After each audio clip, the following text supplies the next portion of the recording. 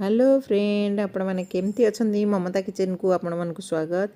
आज आसतु गोटे मस्त रेसिपीटे बनइबा जोटा कि बहुत टेस्ट लगे। ताले आसतु डेरी न करिकी रेसिपीटी को देखि नवा। देखंतु झुडुंग बैगण आलू को लेकिन आम आज गोटे मस्त रेसिपीटे बनइबा। मुझे झुडुंग को काटी देछि भल भारे धोईकी। तापरे देखंतु मु आलू भी एठी काटिछि। आलू को मु लंबा लंबा साइज रे काटी आ बैगण को टिके बड़ साइज करी काटी। एपटे गोटे बड़ पियाज आउ अदा रसुण पेस्ट आउ टमाटो गोटे टमाटो कंचा लंका आकु नेकी आमे आज रेसिपीटी बनइबा। एपटे कड़ाई गरम हो गलानी 2 चमच तेल पकेबा। तेल गरम हो गले आमे झुडुंग को आग फ्राए करि नबा। देखंतु झुडुंग हमर प्राय भाजी हो गलानी। तापरे आमे सेथिरे जो काटी के रखिथिला आलू पकेबा। तापर पुणी गोटे मिनट आम झुडुंग आलू को मिसेकी से तेल रे भाजी नवा। देखंतु हमर झुडुंग आलू भाजी गलानी। तापर आम ताको गोटे जगह को काढ़ी नवा। तापर से कड़ाई रे आउ 4 चमच तेल पकेबा। तेल गरम हो गले आधा चमच जीरा आउ आधा चमच सोरिष पकेकी भल भाव फुटे नवा। सोरिष फुटण फुटीगला काटिकी रखिथिबा पियाज कंचा लंका आ टमाटो को एका संगे पकेबा। टिके ब्राउन कलर हवा जाए ताको फ्राए करि नवा। देखंतु आमर पियाज प्राय ब्राउन कलर हे आसलानी। बेसी ब्राउन कलर करिबानी। तापरे आमे सेथिरे अदा रसुण जो दरदरा पेस्ट बनैथिले ताको पकेबा।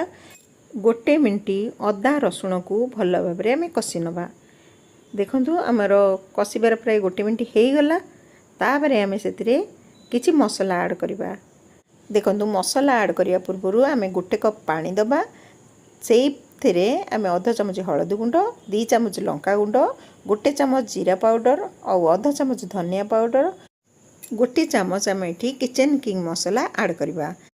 आपण पाखे जदि किचन किंग मसला नथिबो आपण एठी सब्जी मसला नले चिकन मसला ऐड कर परिवे। तापरे स्वाद अनुसार लुण पकेकी मसला को आम 2-3 मिनट हाई फ्लेम रे कसी नवा। देखंतु आमर मसला कसी हो गलानी। तापरे आम सेतिरे झुडुंग बैगण जो भाजिकी रखिथिले ताकू पकेबा। पुणी गोटे मिनट मसला सहित परिबा को कसी नवा। देखंतु आमर झुडुंग आलू कसीबार गोटे मिनट हो गलानी। तापरे आम सेतिरे बैगण जो काटिकी रखिथिले ताकू पकेबा। बैगण को पकेकी पुणी गोटे मिनट कसी नवा। देखंतु आमर झुडुंग आलू कषा सरीगला। एथर आम सेतिरे पानी दवा। मु एठी गोटे कप पानी देइछि। केवल झुडुंग बैगण आलू सिझीवाई बेसी पानी देवेनी। तापरे मीडियम फ्लेम रे ताकू घोड़ेकी आमे परिवा सिझीवा जाए वेट करिवा। मझिरे मझिरे चेक करिवा। जदि मो रेसिपी आपण मानको पसंद लागे ताहले please please like and subscribe करने को जमा भी भूलिबे नहीं।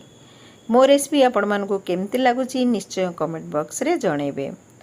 आपण माने झुडुंग आलू को एमती केबे बनेइचंती कि नहीं भी कमेंट बॉक्स रे जणेबे। देखो आमर झुडुंग आलू कंप्लीट हो गला। तापर टिके झुडुंग आलू कषा को अधिक स्वादिष्ट बनायापाई गोटे चामच ये गरम मसला पाउडर पकेबा। भल भाव मिक्स करवा। देखो आमर आलू भी बढ़िया भाव सिझी जाइए। झुडुंग भी बढ़िया भाव सिझी जाइए। आ मु बनाऊँगी मते बहुत बढ़िया बास्ना आसूची। आपण माने ये रेसिपी को निश्चय घरे ट्राए करंतु। देखिए समस्त पसंद आसीबो।